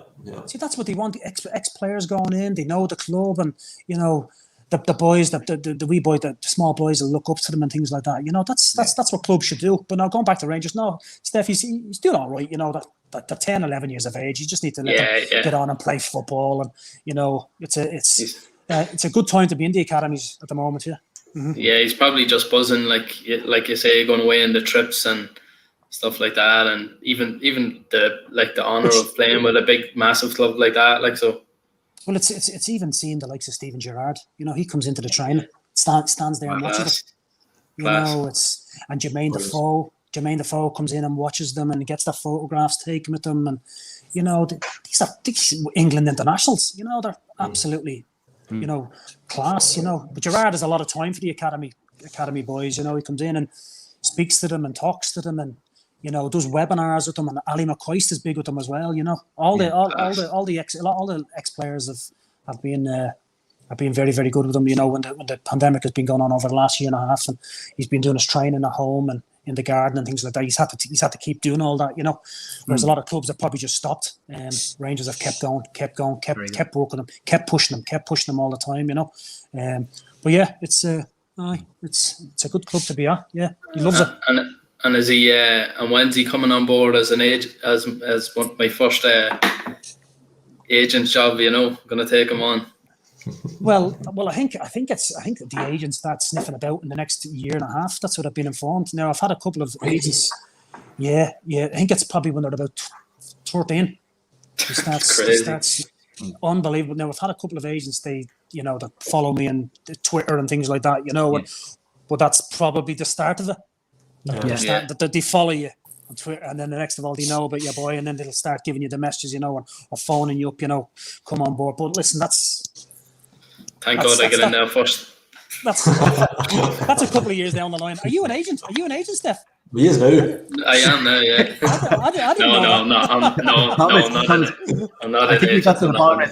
Flano thinks he's just trying to find out what's going on for the 400 kids that he has at home. Hopes one of them makes it. Who has Flano? Oh, Steph has, yeah. Oh, Steph. Steph, you've got 5, yeah. Yeah, so he's hoping one of them makes it. So he's trying to find out the pathway that you went so he can copy us. So don't Flano's all over this. Yeah, he'll be going to the green and white though. He'll be going to the blue. Flano's got a couple of kids himself as well. He's got a couple of boys as well. I'm sure they're probably playing Gaelic, or he's out the back playing hurling or something. I mean, Flano's he has them running in the mountains with weights on the back. I see him in the gym. He's in the gym himself, and he's flat out. He's a beast. He's a good lad. He's a good lad. Yeah, great lad, Flano. Thomas, thanks so much for all your time tonight. We really do appreciate it. Guys. We'd love to have you back on maybe throughout the season, if that's all right with yourself. Yeah, give us a buzz back. You know, hopefully things lighten back up with the. Exactly, we'll get you more in a more optimistic.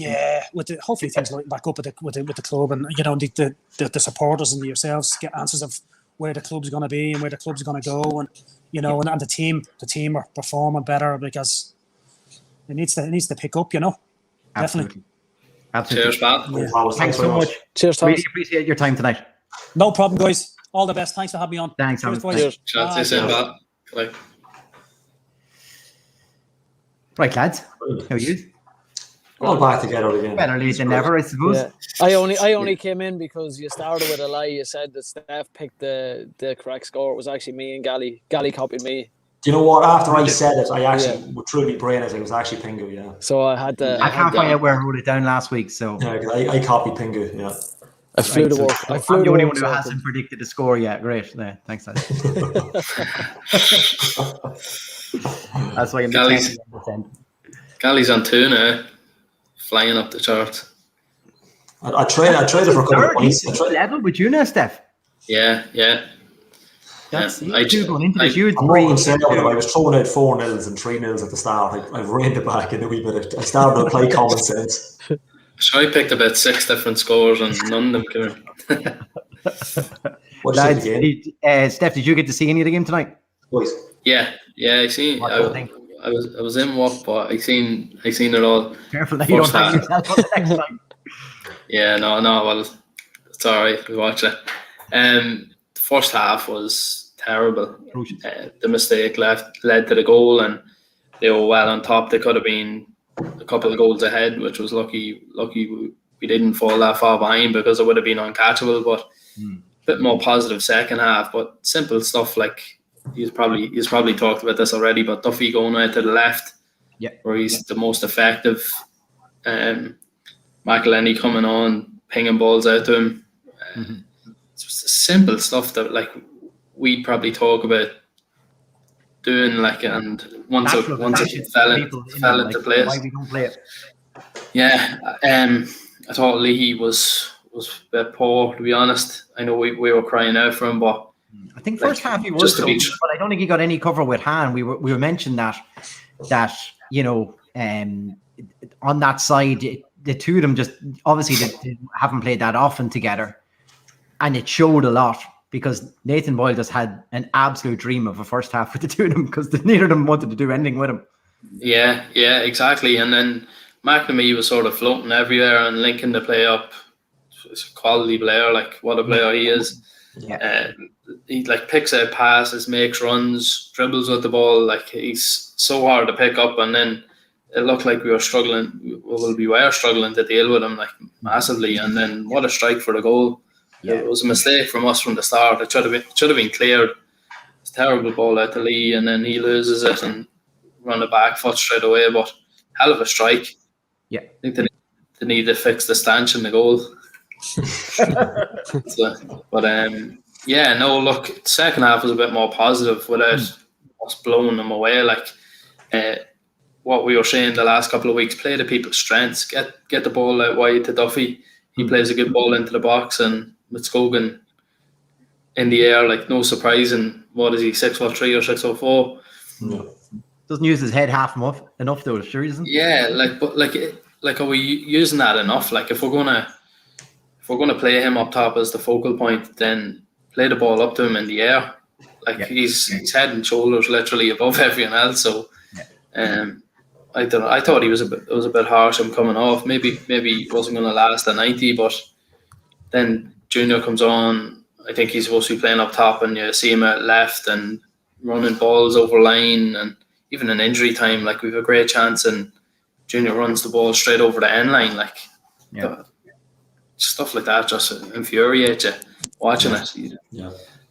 I don't know. He's class. He's class. Scally, you're his biggest fan now, are you? No. That's up front or nothing. Like, and even then, he's decent. He's just decent. Like in the first half, we played players out of position, and then we settled in and played them in the right positions, and we did play better without, like, we're playing Finn Harps away. Like, we're not going to get carried away with it. Played a little bit better, but fits and starts again, not really battering them, as we say. Look, it's going to be until we get a manager and we get an identity, a way of playing. It's going to be a struggle. Every game's going to be like this. Going to try and struggle to get 3 points. Bingo, did you get to? Yeah, I did. I thought it was shocking. That's why. The first half was terrible. Halfway through the first half, I put out a tweet, #SaveOurClub, because I thought it was just atrocious. The second half, I mean, it was an improvement, but it couldn't get much worse than that. I think, you know, people after the game were saying we had chances to win it and stuff like that there, but I feel like 20 minutes or 30 minutes of good football is papering over the cracks of 60 minutes of atrocious football. And I've sat in this podcast for the last, this is episode 12, isn't it? 12, yeah. And I've tried to hold back about how the team plays, because I said it last week, you know, I know what it's like being in the dressing room when players are struggling with confidence and stuff like that, but it was awful, you know, and I feel like these results that we've got over the last few weeks, whether it's a draw or we snuck a draw and stuff, it's just papering over the cracks of the bigger issues. And it's just, again, I was angry last week. I was even more angry during that game today. You know, it's players don't seem interested. Even just something as simple as towards the end of the game, I think there was only a minute left on the clock, and we conceded a free kick, and Fats punched the ball in anger. But if that was in a Stephen Kenny, and I hate that we go back to Stephen Kenny all the time because he's gone now, but if you go back to those times, our players would be nearly rolling the ball to the opposition to let them take the free kick quickly, that we have a chance to get the ball forward and win the game, that we can win it back, where it was just everything was just so slow. Even at the point, like at 1-1, last 10 minutes, we were on top, and it's like, then Finn Harps were getting forward a little bit, and our players just still, there's not that urgency that there used to be under a Stephen Kenny team. Like, you always believed Kenny's teams were going to win, and even when Fozzie was here at different times in the first division, just with Thomas there under Giller, and Steph, you'll attest to this, the last 10 minutes of a game, if you're on top, you're nearly guaranteed that we're going to get a goal. We're going to get that chance, and I'm just not seeing that urgency right now, and it's disappointing more than anything. It's not even anger at this point. It's more just disappointing that we should be better. We know that, like, people are putting out that the players aren't good enough. The players are good enough. They're just not playing well, and some of that has to come down to, we're not playing any better than we were than when Filippo and Shane both left. If anything, I would say we're playing worse than when they. Yeah, I'd say that as well. Yeah. I think we're playing a system that everybody was clamouring for, and the players still don't look like they know what they're doing. And it doesn't help that they're playing out of position like they were in the first half. And as someone wrote, the likes of Duffy and McAuley, when he came on, these players are doing enough to get us a draw against Finn Harps, a team that we should be. I don't know, even one of you might have said at the beginning of the podcast, but they're doing enough, but they're not doing what they used to do. They're not lighting a game up in the same manner they used to do. What's that? If it was a good point, I probably said it. Yeah, I wasn't on, but it was probably me. but you know what I mean is, like, these players, they're showing enough of their quality just to get us out of jail, but they're not, it's just it's a crisis of confidence. But it's like somehow we look less organised than we did when we were calling, saying how unorganised we looked. It looks awful. Even on the sideline again tonight, it looked to me from watching, was Stephen McDonnell running the show on the sideline tonight, because he was the one standing up calling the orders for the most of the game. Yeah, it was hard to see. It was hard to see. I couldn't even tell you. Yeah, but and this isn't a slight on Stevie or anything like that there, but is it like, are we going back to where we were 4 or 5 weeks ago, where now there's two voices? Now there's more than just one voice. If Stevie's now leading it, like it just has to be one person. But it's I'm just really disappointed, lads. I think just before we go to man of the match decision, so I'll put it into your heads now. Just there's a couple of questions come in. Stephen Todd has asked, lads, is like we're playing this 4-3-3 system again that we've been playing now for the past number of years. Is it time to maybe look at something different? And Flano just asked there, do we have asked 1 or 2 questions about the training methods as like the injuries are piling up? So 2 questions. Yeah, I mean, when you look at the system, the system under Stephen when we had most of our success was 4-2-3-1. So you'd play with 2 defensive midfielders. It was Shieldsy, and then that gave the license to someone like Stevie O'Donnell then to get on the ball and get forward. And then you'd play a central attacking midfielder, whether that was McAuley, Jamie McGrath would play in front of them, and then you would have you'd have your 2 lads out wide. So it's 4-2-3-1 we play, and now it looks like we've gone from that to an absolute 4-3-3, which coaching courses are all telling you that's the way you need to play 11v11. But I think, and we go back to, obviously Shieldsy wasn't playing tonight. If we went back to that 4-2-3-1 and we had a player of the ilk of Stevie O'Donnell, which we don't have right now, but we had a player of that ilk, I think you'd see a different Chris Shields as well, because I feel like in a 4-3-3, you don't have that ability to just sit as a defensive midfielder, and you see that Shields is getting pulled everywhere. And then what was the second question, Chris? Flano just asked, do we need to ask questions about the training methods with so many injuries? Yeah, absolutely. I mean, it's too many at this point, and I'd be interested to find out as well why Chris wasn't starting. Is it due to form, where he hasn't been at his best? We'd all agree with that, but he hasn't been at his worst. Or is it something else? Something else happened during the course of in the aftermath of last weekend, that he's not playing. Yeah, you were putting stuff in the group chat earlier, Steph. But no, look, I'm just speculating on that one. But I just, a game like this, like every game at the minute is a must win until we get a run of form going. So why would you take out your most influential player? And Thomas was saying earlier on about, Andy Boyle is a leader by doing, but he's not a leader by saying. And right now you need someone that has that voice on the pitch. And without Shieldsy there's nobody. You don't have Shieldsy, you don't have Gareth. Dame Massey was another one that wouldn't shut up during the game. Like, you don't have those three anymore. And you take them out of the team and it's just silent. Like, I would say to my players when I'm coaching under 10 girls, you have to communicate in the pitch. And it looks like there's lack of a communication out there as well, so I would be questioning that. But going back to the original question, because I've gone off on a tangent there. But like, I have to go around to everybody here. Yeah, sorry. I missed it. You won't have to after this. No. After you answer the two of them, then you don't have to. When it goes to the training methods, I mean, I said it last week. If people are getting injuries and they're getting groin injuries and stuff like that, it has to go down to the pitch. If they're training on the Astro, or they're training on a dry pitch, whether it be grass or Astro, that'll cause a lot of injuries. And as I said last week, the injury that Sonny had. Sonny, but thankfully it must not have been as serious. But that one comes directly, from training on a dry AstroTurf. So. O'Kane said it had to be soaked, like that type of pitch has to be absolutely drenched to train or play on. So and you'll remember, Chris, back when I was there with Fozzie and that, all we did was train on that pitch, and it was it was full time. It was 3-4 days a week and a game on the weekend. So but the big hose pipe was always set up right beside the referees or the fourth officials.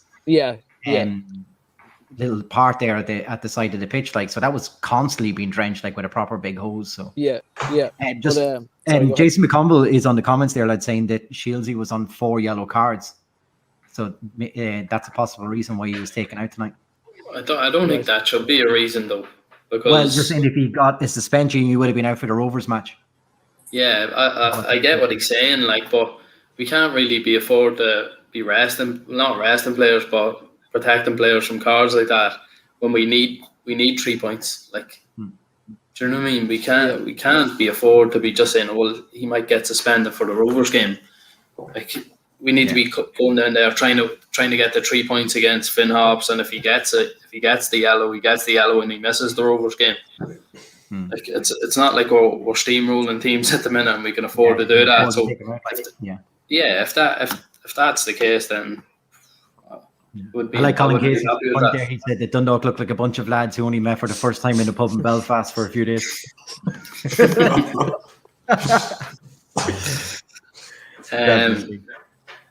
So the 4-3-3 thing, just Gally, what do you think? Just go yes and no, lads. There's nothing really, nothing different from what Pingu said. Like if they're good players, it's not a problem. Every formation you play is a problem if it doesn't work. That it's that cut and dry. I don't think they actually know what way to play. I think when they're put out, they don't actually know what they're doing. It's not the formation as such. They don't actually know how to play it. Now, they might be being coached it, but it looks like they go out in the field and they literally forget the week's training. Now, tonight, it's not even like tonight. I just think the lineup was wrong. Not necessarily the starting lineup, but the way they played. Duffy, I know it's a simple thing, and it's probably people might disagree. Duffy playing on the right, you might as well not have anybody on the left. And Nathan Boyle ran riot. Ran a complete riot the whole day. And I'm not saying that to be on an element of a game, but regardless of what formation you play, if the players don't understand what they're doing, and keep kind of like Hoban's notorious when he plays for coming way deep, coming right into the game looking for the ball because they can't get the ball to him. So that's not training. They're just not going to do what they're doing. Like, if that's going on in training all week, that shouldn't be happening. So it's happening in the game because they're not sure what they're at when they go out. Like 4-3-3, I don't like it. I actually think the way what Pingu said I don't like it for this team. I think actually they're better off with 2 midfielders. But the problem is that we don't have that Robbie Benson, that Stephen O'Donnell. Maybe the fitness will tell in the season. Maybe Sloggett. We don't know. Maybe Stanton might come in, but at the minute they're not showing it. Like I feel for Sloggett in a way because he's not getting much of a crack at it, and when he does, he doesn't do it. So it's really, like, I don't know if it's like McCarry from last year. I know it's a different position, but when he came in, he got murdered because he was trying to take the jersey off Gary Rogers, which isn't easy. Yeah. But I think that if formations are fine, if you have the players that can play, we should have players that can adapt to everything. You should be able to change your formation on the flick of a switch in a game of football from 1 minute to another. And it should be, like Kenny was able to do it all the time. Vinny Peart, it shouldn't be a massive issue because, like, at the end of the day, they're footballers. Like, it's go out and put the ball in the back and then don't let it go into your own. Like, that's, I know it's not as clear and as simple as that, but 4-2-3-1 would be my preference. Like, not that I'm giving it away on the bells on the 13s, but that's the way I set them up. So, I don't think anybody's going to be commenting me, but I think that's the best all-round way to play, and especially if you've got two midfielders that are very similar. We don't have that Robbie Benson at the minute. We don't have, like, Sean Murray could be that player, but they tend to play him a little bit more forward. Fats probably the best on the ball we've got. Another player that could do it, but we don't have an O'Donnell, a Benson, even back in the day, Keith Ward was a very very good player to have on the ball, and we don't. Fats to be similar player, but Keith Ward used to come very deep for the ball and used to play make from maybe 60 yards away, and that's, if you've got those players, it's fine. But if you don't have them, it's very difficult to call what formation is the best. Right, in danger of going into the longest show ever, lads. Let's start wrapping this up fairly quickly. Right, we'll go round the house. Going to use first, Steph, your man of the match tonight, because then you got to watch it at work. Jesus Christ, he's on me again. Yeah, you can't go at the end and copy Gallies, so that's why I went to you first. I better keep it clean this week because he's had a go with me for the Bleak Brigade last week. So, McKeown just it through without doing anything, pal. You have to be able to do it. Yeah, that's true enough. Just looking at the first half, I don't think you can pick out anybody at all. So we're just purely going off the second half, and Mitscogan got the goal. I thought he done okay considering the rest of the players. He done ole. But Duffy again, our most dangerous player consistently. He set up the goal as well, so I'm going to go with Duffy. Okay, Gally. Yeah, I'm copying Steph. Yeah, that's I think that's how many games have we done now? I think he's probably got 6 of them, has he? 5 or 6 man of the matches. Yeah, there's really no. Yeah, I think when Stoke was, I thought Sahibo was okay, but they're just okay. For I thought Sahibo played all right. That's probably the best we've seen him, and still, I think there's a lot more in him, but. Just for overall the second half, and I think he could have had a goal. The old Michael Duffy from a couple of years ago probably would have put that away. The keeper saves it, but it's probably in the back of the net a couple of years ago. But that's just confidence, I think, that's lacking at the minute. But yeah, Mickey Duffy for me. Yeah, again, it's Stoke great, but no, it's Duffy again. Unfortunately for everybody else. Pingu. Deciding vote now. I'm going to say a Fat. When he came off the bench, I feel like for 10 minutes. Honest to God, I think our play changed dramatically when he came on the pitch. I think that's when we really were on top at that stage. So for me, he would be my man of the match. I don't think you need to play 90 minutes to be considered. So he's my pick. I just thought we played a lot better. No Fats, no party mug for you straight away. I think. Cheers.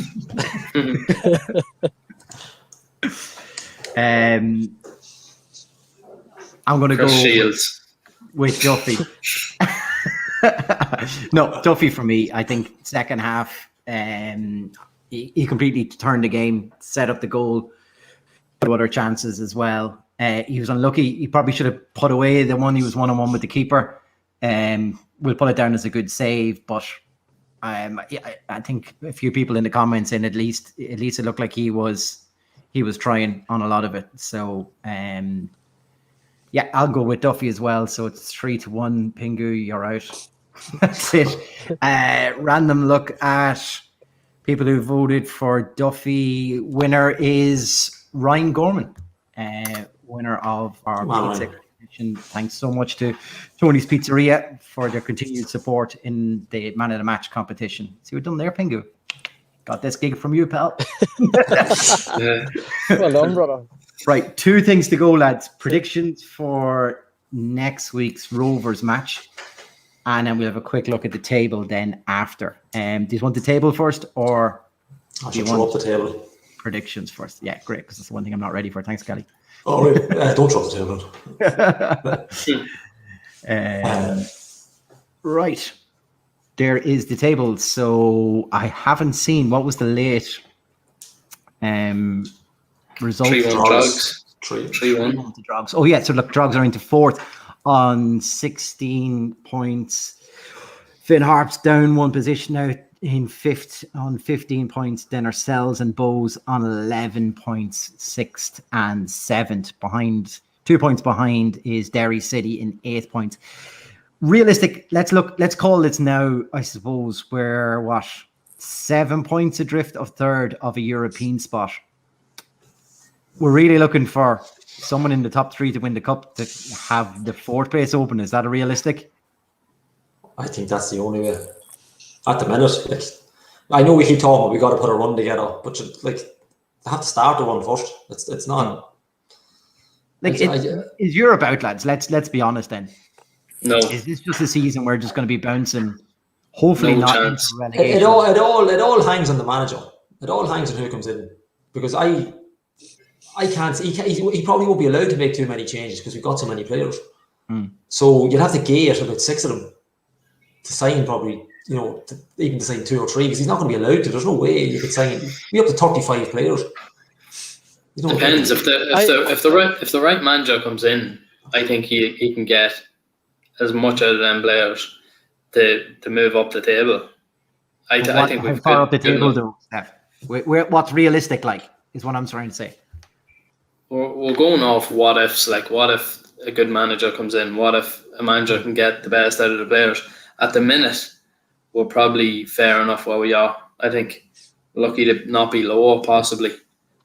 You want to say something? Yeah, how many games have we got before the season break? Is it 2? 2 more before the mid-season break?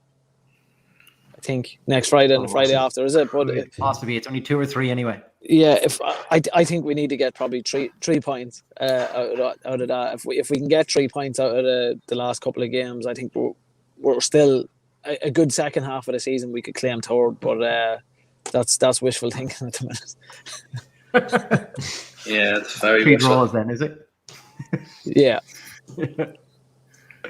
But we can't afford before the mid-season break to drop many more points. I say that before I give a prediction on the Rovers. And we're also relying on other people to be better. We're doing that again. It's a big ask. It is dodgy, right? Who goes first on this? Pingu. 2-1 to the scum. 2-1-2 to the scum. I'm going to say it'll be the same result as up in Tala. Eamon Collins here. Must be 2 games, lads. Shams and Bows is the 2 games before the break. So yeah, unfortunately, I can't see us getting a win. As much as I hate saying that, I'm hoping we get a win, but I think it's going to be 2-1 to the scum. Steph. Hello to all our Shamrock Rovers fans. Tune in for your pizza. So we're going to get 3 draws out of the last 2 games before the break. Colin Arrowsmith. yeah, then 2-1. And then he predicts the Rovers win. Yeah. Jesus. I think it's going to be 2-0 Rovers. Don't even think we're going to score. Gally, give me something here. I think we'd have to play. We're at the stage now. We're at the stage where we'd have to play out of our skin to grab a draw. That's where we're at the minute. I'd be optimistic with it. I'd go for a draw. I think it could be 2-2. I can't see a 0-0. Desmond. 2-2. Yeah. I'd like to think we have a squad there that will up their game for a Rovers match, and upping it from nothing is pretty easy. But I'd like to think we can go at them. It's a different game. They're almost like cup finals when we play Rovers. But I can't see us, barring a major stroke of luck, I can't see us getting 3 points out of it. Because Rovers are just on that run, and look, somebody has to beat it. Somebody's got to take it. But I just don't. A big slice of luck to do it. Unless Rovers have to play bad for us to win. That's basically it. And I think a 2-2 draw. 2-2. My thinking is, how far ahead do we let them go in the first half? Because it seems to be, it's the second half before we will kick into gear. So it depends on how low we can contain them. I'm not going to say we're going to shut them out, because I think that's fairly impossible. We've conceded 13 goals in 11 games so far. So I'm going to go 1-1 draw. Have I picked that yet, lads? And we haven't won or have won yet. Is that what I need to pick? Because I can't figure out what I'm meant to do. That's the magic one. That's what kickstarts you. 1-1, lads. That's the one, and we're going to get a win out of it somehow. Right. 1-0 to Dundalk. Yeah, exactly. So I'm yet to get one of these right, lads. So clearly I'm no good at this. So a big shout out to your workplace there, Steph, and a ton of money. Yeah, to any name. So perfect. Before we run into the 2 hours of pure dribble, lads, that we've talked here tonight across this, I think we'll wrap this up fairly quick. Thanks so much everyone for all the comments tonight, and thanks to our 2 guests on tonight as well. Well worth listening back to. I think Jay had some very good points to say there, and Thomas's views, I think, on the current team and versus what the teams he played in as well were fairly valid. Good always to see Pingu's limo. What's in the back of the limo today? Show us one item. Just loads of coaching gear. It's like looking at my own. Hello. Jesus. Almost a perfect podcast there, lads. It went so good. Come here, before you wrap up. When it was just me and you, Gally. Before you wrap up, can I just say that I thought Jay spoke very, very well. I wish I was on for that. And with all the talk that we've had about supporters clubs and stuff, and Gally, you'll kill me, and Chris, you'll kill me, haven't been in a supporters club before, but if people are realistic and supporters want to start discussing a supporters club, you can feel free to reach out to me. And there's a supporters club. Supporters club, is it? I think there's all supporters club. Gally will correct me if I'm wrong, but I think there's an account still set up for a supporters club. If anybody wants to take it over, be our guest. But if people want to, it's just resting in that account. Yeah, if people want to have a proper conversation about it, just shout out to me on Twitter at Pingudine, and I'll try maybe arrange a Zoom this week. There you go. That's it. Excellent. Will that be from the limo, or will you do that from your house? I might do it from the house. I'll see. Oh, fair play. I thought you could drive us around and we could have it. Perfect. Well, look, join us back again. Yeah, exactly. Stretch limo. We will be back again after the Rovers match next week, hopefully with a better result. Thank you to everybody for watching and listening. And lads, we'll be back till next time. Until then, Steph. No fats, no party. Sorry, Dean. Sorry.